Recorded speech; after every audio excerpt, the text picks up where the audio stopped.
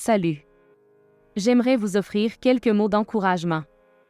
Eric Butterworth était un écrivain et conférencier américain considéré comme l'un des principaux leaders du mouvement de la nouvelle pensée. Il avait foi en la géocréation de l'univers et en la capacité des êtres humains à manifester leur propre réalité à travers la pensée et la conscience. Il défendait l'idée que Dieu n'est pas une entité externe mais une force créative qui coule à travers toute l'existence. Selon lui, chacun de nous a accès à cette force intérieure. La prospérité commence par le changement de notre mentalité de la pénurie vers l'abondance. La loi de l'attraction stipule que tout à quoi nous pensons et ressentons, nous l'attirons vers nous. Cela fonctionne car cela est en accord avec la physique quantique, qui énonce que tout est énergie.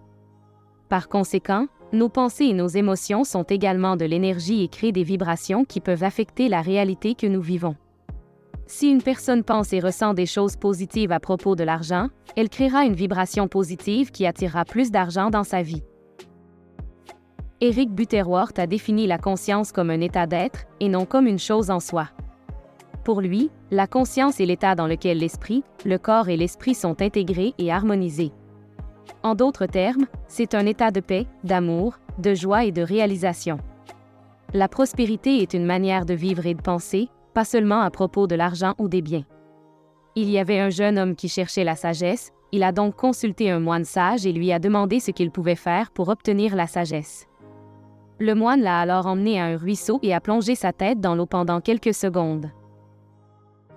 Quand le jeune homme a réussi à se libérer, il est devenu furieux et a demandé pourquoi le moine avait fait ça et ce que cela avait à voir avec la sagesse.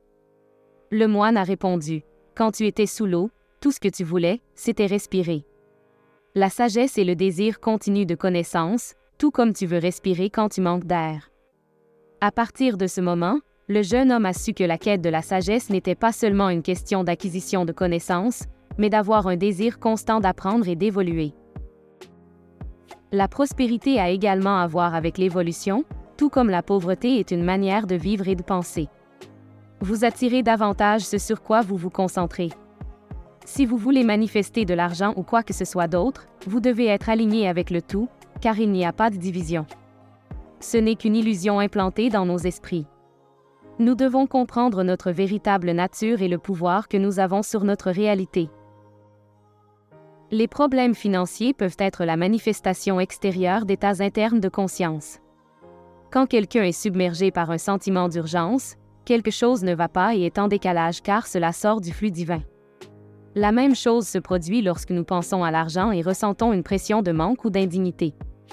Il y a 3 mots que vous pouvez utiliser pour libérer ce sentiment : j'accepte, je mérite, je permets. D'abord, vous acceptez tout l'argent que l'univers souhaite vous envoyer, en dirigeant votre énergie vers l'abondance et la prospérité. Ensuite, vous affirmez votre propre valeur, en tant que partie de Dieu et du tout.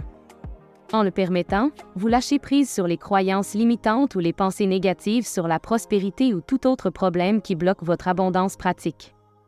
Pratiquez la présence de l'énergie de Dieu avec diligence et persévérance, et vous commencerez à réaliser la prospérité.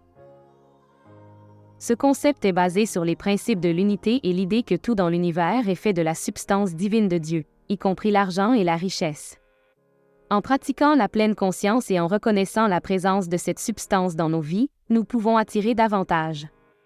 Cette pratique implique de concentrer nos pensées et notre énergie sur des résultats positifs et prospères, d'être reconnaissant pour l'abondance que nous avons déjà et d'agir pour atteindre nos objectifs en maintenant un profond sens de connexion spirituelle avec le divin. Autorisez-vous à être prospère et abondant. Laissez la prospérité couler.